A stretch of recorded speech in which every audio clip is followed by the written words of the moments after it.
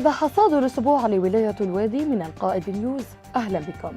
بداية بتعليمات من والي الولاية، أشرف الأمين العام على زيارة ميدانية لمعاينة موقع مستشفى خاص متعدد التخصصات بسعة 240 سريرا. الزيارة تركزت على متابعة الجوانب التقنية والتنظيمية ورفع العراقيل لتسريع الإنجاز.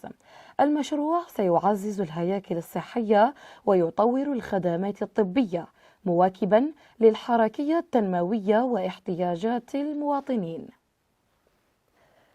تتواصل ورشة الخط بإشراف الفنان إبراهيم أبو إياد في أجواء إبداعية مميزة.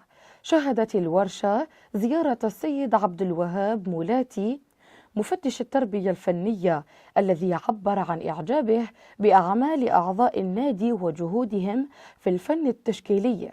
تأتي الزيارة دعما وتحفيزا للمشاركين وتشجيعا على استمرار الإبداع الفني.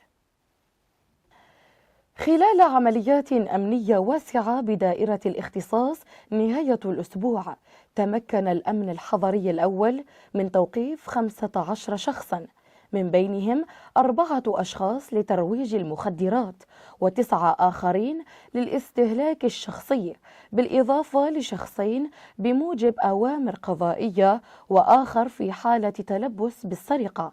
تم حجز 81 كبسولة مخدرة. إلى هنا نصل وإياكم لنهاية هذا العرض الإخباري. شكرا على حسن الإصغاء والمتابعة. إلى اللقاء.